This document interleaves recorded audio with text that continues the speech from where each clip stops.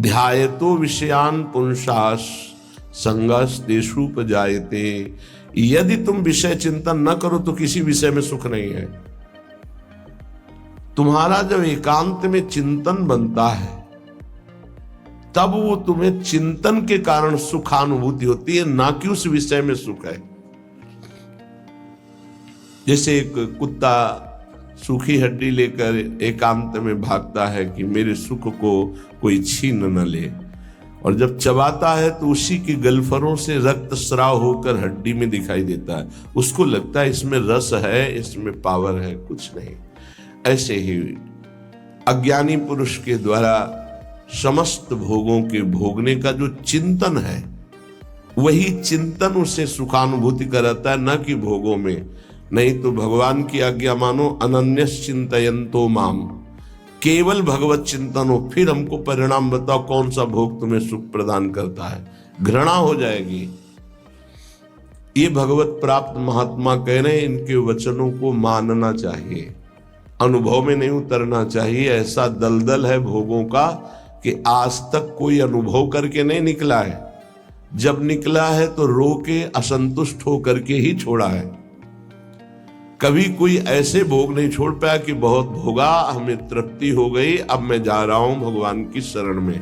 ऐसा कभी नहीं हुआ, एक भी नहीं हुआ। चाहे जितना बड़ा सम्राट हो, चाहे जितना भोग बाहुल्यता हो, रोया, पश्चाताप किया और असंतुष्ट होकर, अतृप्त होकर त्यागा।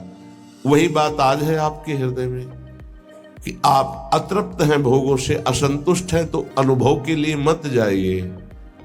गुरुजनों की, महापुरुषों की बात मान लीजिए और उसका चिंतन छोड़ दीजिए। बस खास बात है, तुम्हारे को अगर कोई परेशान करता है तो तुम्हारा चिंतन परेशान करता है। अंदर से ठीक बैठकर देख लीजिए। बड़े भाग्यशाली उपासक है जिन्होंने अपने चिंतन को बचाने की चेष्टा की। कोई भी क्रिया तब होती है जब चिंतन होता है। ये बहुत सिद्धांत है, भगवान के वचन है। ध्यायतो विषयान पुंसास संगस तेषुपजायते। जब हम किसी विषय का ध्यान करते हैं, चिंतन करते हैं, मनन करते हैं, तो हमारे अंदर उसके भोगने की इच्छा प्रकट होती है। चाहे वो कोई खान पान की वस्तु हो, पहनने ओढ़ने की वस्तु, ये सब भोग के अंतर्गत आते हैं। सर्वेंद्रियार्थाः, समस्त इंद्रियों के अर्थ भोग अलग अलग है। श्रवणेन्द्री, घ्राणेन्द्री, नेत्रेन्द्री, त्वगेन्द्री, वाकेन्द्री, हस्तेन्द्री, पादेन्द्री, जनेन्द्री, गुदाएन्द्री, ये सब इंद्रियां हैं। 5 कर्मेंद्रियां हैं और 5 ज्ञानेन्द्रियां हैं। इनका मुखिया मन, ये 11, इनका काम ही है जगत के भोगों में चिंतन लगाना। बहुत सूक्ष्म विषय प्रार्थना है, ये संतों के अनुभूत विषय है। चिंतन किसी विषय का ना हो और फिर कोई भोग भोगो, बिल्कुल 100 में 100% आपको सुख नहीं मिलेगा। और ऐसे महापुरुषों का जो चिंतन भगवान में स्थित है, प्रियालाल में स्थित है, उनके लिए कहा गया वो विषयान ग्रहणंत मुंचंत, वह कोई फर्क नहीं पड़ता। विषय सेवन में, पाप कृत्य में, पुण्य कृत्य में अंतर से देखा जाता है कि उसको बराबर 5 व्यक्ति बराबर वही क्रिया कर रहे हैं, चाहे वो पाप की हो या पुण्य की हो, लेकिन पांचों का फल अलग अलग हो सकता है। एक का राग नहीं है, बिल्कुल केवल क्रिया है, बिल्कुल राग नहीं है, बिल्कुल नहीं बनेगा, उसका हर कर्म अकर्म हो जाएगा। एक है बहुत कम राग है, उसको बहुत कम फसाओ उसको होगा। एक है संपूर्ण राग चित्त में है, उसको पूरी आसक्ति उसकी दुर्गति करा देगी। अंतर से तुम कितना चिंतन करके उस भोग को स्वीकार किए हो, बस खास बात है। इसीलिए भगवत प्राप्ति के मार्ग में चाहे जो विषय हो, यदि वो बहुत प्रिय लग रहा है और उसका हमारा चिंतन बना है तो उसे हमें सेवन नहीं करना चाहिए, चाहे वो कितना सतोगुणी भोग क्यों न हो, क्योंकि हमारा चिंतन बना है। और अगर हम भोगेंगे तो चिंतन पुष्ट हो जाएगा और बार बार चिंतन होगा तो हमारे चिंतन में विघ्न पड़ेगा। इसलिए जिस वस्तु का चिंतन हो कि आज तो अमुक चीज खानी है, अमुक चीज देखनी है, अमुक चीज भोगनी है, उसका बहुत सरलता पूर्वक यदि माया ने सानिध्य दे दिया है तो भी ना भोगा जाए। ये बहुत अंदर से अध्यात्म पुष्टि की बात है, इसे समझ लो। श्रीपाद कह रहे विषम, पहली बात यह है कि तुम हर्षित होकर जे ही भोग में जाओगे तो परिणामता तुम्हें शोक मिलेगा, क्योंकि द्वंद्व है ये विषम है। हरिवंश महाप्रभु इसी संसार पर विजय प्राप्त करने के लिए प्रेम की बात कही है। अगर इस संसार को जीतना है तो एकमात्र भगवत प्रेम है, दूसरा कुछ नहीं, दूसरे किसी की सामर्थ्य नहीं है। प्रेम में बहुत प्रबल शुभ अशुभ दुर्ग विध्वंस बल तब जयति जयति जग उज्जय। सेवक जी महाराज कह रहे जीति विषम संसार कीर्ति जग विस्तर है। जीति विषम संसार कौन? जय जय श्री हरिवंश नाम गुण गाई है, जो नाम जप कर रहे हैं, लीला गायन कर रहे हैं। विषम निरय वदभात सर्वेन्द्रियार्थाः, इंद्रियों के जितने भी भोग हैं ये सब नरक प्रदान करने वाले हैं, इनमें किंचन मात्र सुख नहीं है। श्री कृष्ण चंद्र जी ने गीता जी में कहा दुख योनयः, अर्थात केवल ये दुख प्रकट करते हैं। पक्की बात है, सच्ची बात है।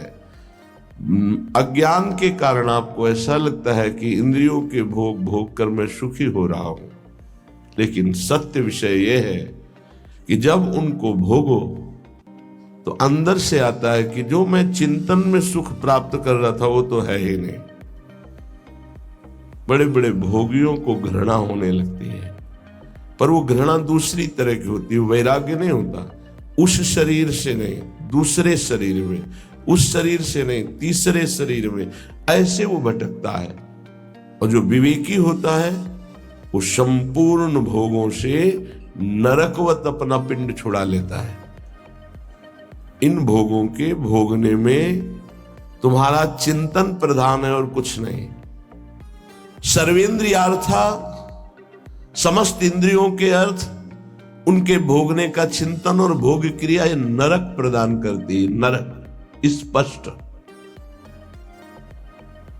सर्वे भोगा भवंति प्रबल गरल, क्योंकि जितने भी भोग हैं ये प्रबल विष है।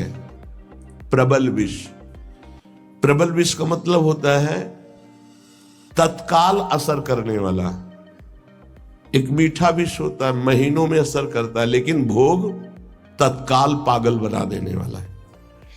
चिंतन हुआ, सानिध्य भोग का हुआ, पागल बन गया, क्या करना चाहिए क्या नहीं करना चाहिए सब भूल गया। देखो कितना असर चढ़ा उसका कि उसका चिंतन, उसकी क्रिया सब भागवतिक मिट गई और उस समय वो कामांध हो गया, उस समय वो वासना में हो गया, सारा चिंतन खत्म, सारी की सारी वृत्ति। ये जहर है। इसे कह रहे सर्वे भोगा भवंति प्रबल गरल। ये प्रबल विष है जो तत्काल चढ़ता है, देखने से चढ़ता है, छूने से चढ़ता है, चिंतन से चढ़ता है, फिर भोगने से क्या होता होगा। ये ऐसा प्रबल गरल है, विष है कि एक विष तो खाने से ही केवल एक शरीर में चढ़ेगा, एक जन्म नष्ट करेगा। लेकिन ये भोग कह रहे सर्वे भोगा भवंती प्रबल गरला, ये इतना बड़ा विष है कि देखने से चढ़ जाता है, सुनने से चढ़ जाता है, चिंतन से चढ़ जाता है, फिर भोगने से क्या दुर्गति होगी। इसलिए कहा निरवय वदभाति सर्वेन्द्रियार्था, जो इंद्रियों के भोगों का चिंतन करके उनको भोग कर सुखानुभूति करते उनको नरक की प्राप्ति होती है। भगवान ने भी कहा त्रिविधम नरकश्चेदम द्वारम नाशन मात्मनः कामः क्रोधा तथा लोभा तस्मादेत्रेम त्यजेत। ये तीनों नरक के द्वार हैं, काम क्रोध लोभ, ये निश्चित नरक प्रदान करते हैं। वन्युद्भट ज्वाल कल्पाहा,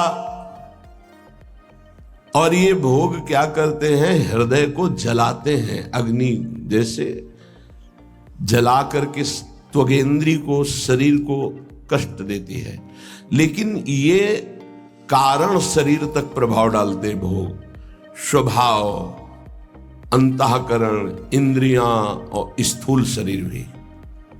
इस तीनों शरीरों पर विष का प्रभाव पड़े, ऐसा विष की रचना आज तक नहीं हुई प्रकृति में।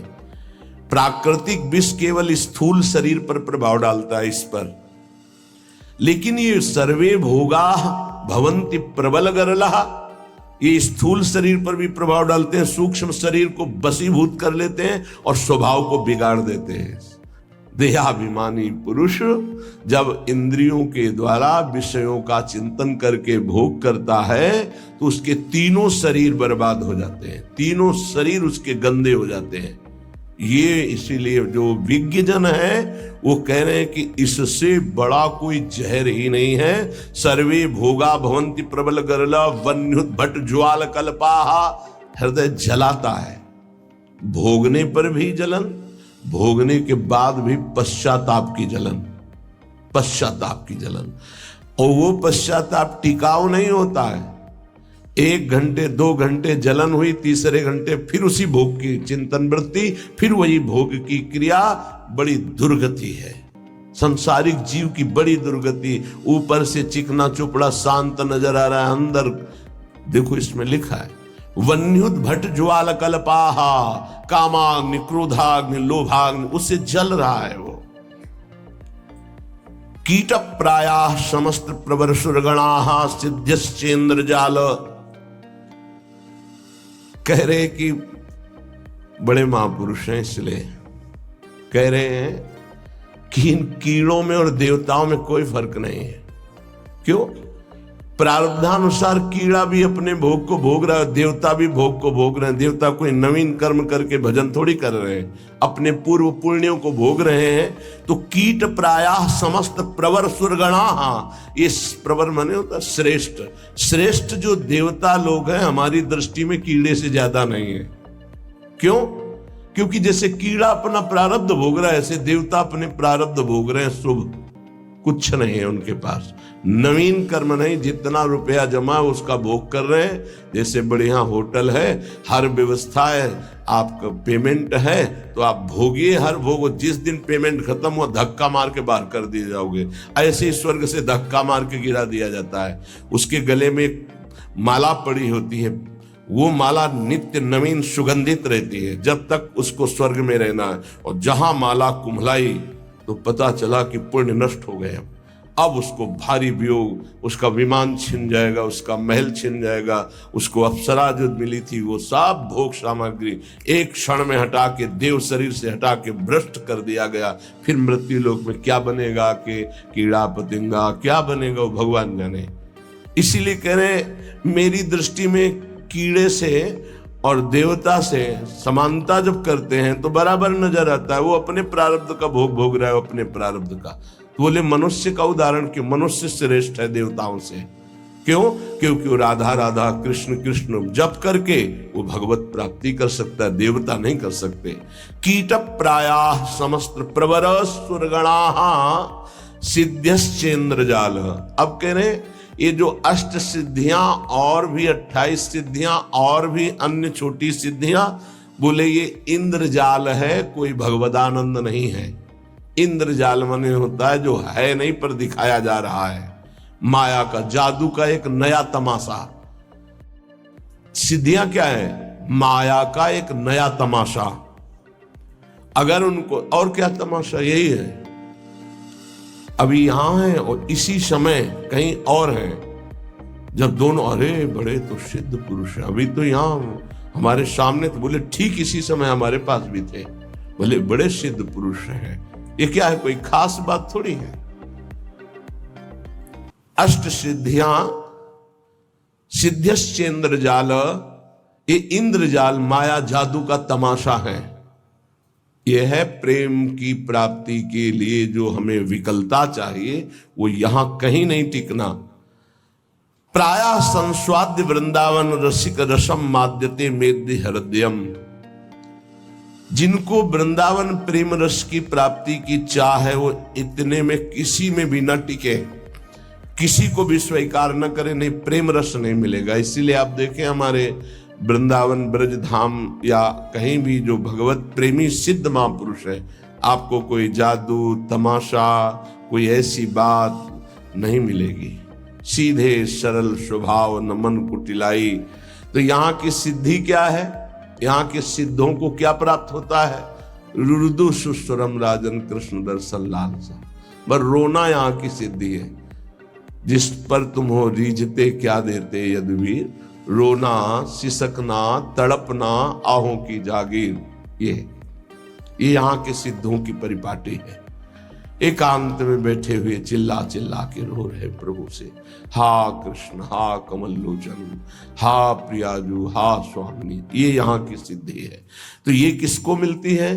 बोले जो मोक्ष को कड़ुआ मान करके, जो समस्त इंद्रियों के भोगों को नरक मान करके, जो समस्त भोगों को महाविष जान करके, क्योंकि ये जलाने वाले हैं, और समस्त देवताओं को भी कीड़े से भी ज्यादा भाव न रखना। कीड़ा अपना प्रारब्ध भोग रहा है, वो अपना प्रारब्ध भोग रहा है। और इंद्रियां ये तो जादू का तमाशा है। गोस्वामी तुलसीदास जी ने भी लिखा है, रिद्धि सिद्धि पेरे बहु भाई, बुद्धि लोभ दिखावे आई, होए बुद्धि जो परम सयानी, तिन तन चितैना नहित जानी।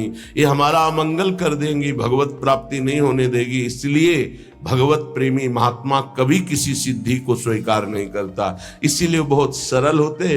अब फिर उनमें कोई चमत्कार नहीं दिखाई देता। क्या चमत्कार? बाहरी, क्योंकि वो इंद्रजाल स्वीकार नहीं किए। उनका चमत्कार होता है उनके समीप एक बार जो आ गया और उन पर भाव कर लिया, तो उसका जीवन परिवर्तित हो गया। वो भक्त बन गया, भगवान का नाम जापक बन गया, अच्छे आचरण वाला बन गया, मनुष्य जीवन का उसको लाभ मिल गया। ये चमत्कार होता है। तो श्रीपाद कह रहे हैं, श्री वृंदावन का जो महारसास्वादन मतवाला कर देने वाला, मोक्ष सुख को भी थुत्कीकृत करने वाला प्रेम है, उसकी प्राप्ति के लिए यदि आप चल रहे हो तो स्त्री मात्रे मात्र बुद्धि। बहुत ध्यान से सुनिए। गृहस्थ हैं तो जिनके साथ पाणी ग्रहण संस्कार किया है, उनके अलावा आपका किसी के प्रति भी काम भाव वाली वृत्ति का संबंध नहीं होना चाहिए। नहीं, बड़ी दुर्गति होती है। चाहे वो स्त्री शरीर हो चाहे पुरुष शरीर हो, यदि अपनी मर्यादा से अलग, ये देखो धर्म शास्त्र हैं, इनका एक कानून है। भारतीय संविधान के अनुसार आपने यदि कानून विरुद्ध आचरण किया और नहीं पकड़े गए तो आप अपने को बहुत प्रवीण मानते हैं कि मैं बच गया, देखो। लेकिन तुम भारतीय संविधान के प्रगट में दंड ना मिलने पर ऐसा न समझ लेना कि दंड मुक्त हो गए। एक है भागवतिक संविधान, जिसमें किसी की गवाही, किसी की साक्षी की या किसी की रिपोर्ट की जरूरत नहीं, तुम्हारा कर्म ही तुम्हें दंड दे देगा जो तुमने कर्म किया है। इसलिए जो पति वंचक पर पति रति करई, रो रो नरक कल्प सत परई। जो स्त्री अपने पति की वंचना करके दूसरे पुरुषों के साथ सहवास करती है, बहुत समय तक वो रो रो नर्क को प्राप्त होती है। ऐसे जो पुरुष पाणी ग्रहण करके अपनी पत्नी को धोखा देकर दूसरी स्त्री के साथ सहवास करता है, ऐसी उसकी दुर्गति होती है। और जो भगवत मार्ग में चलने वाले उपासक हैं, चाहे गृहस्थ हो चाहे विरक्त, समस्त संसार की जितनी भी स्त्री शरीरधारी हैं, उन सब के प्रति पूज्य बुद्धि, भगवत बुद्धि, दैवी बुद्धि, मातृ बुद्धि, ऐसा कहा गया है। जिनसे पाणी ग्रहण किया है उनकी बात अलग, गृहस्थी में बका सबके प्रति भगवत बुद्धि, सबके प्रति।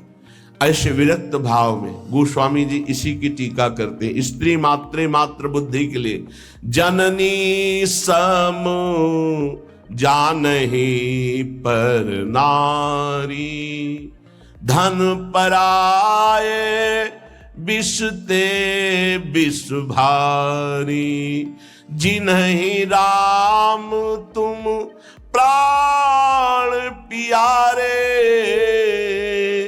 तिनके मन शुभ सदन तुम्हारे।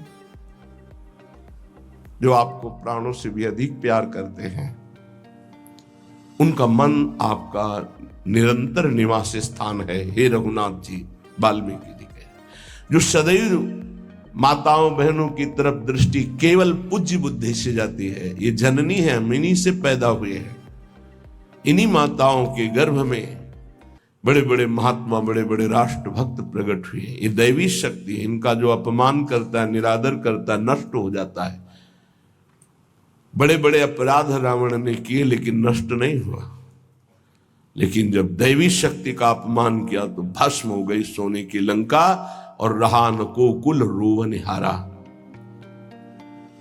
बड़ी उद्दंडता करता था दुर्योधन, लेकिन बड़े बड़े महात्माओं की कृपा बनी रही उसके ऊपर।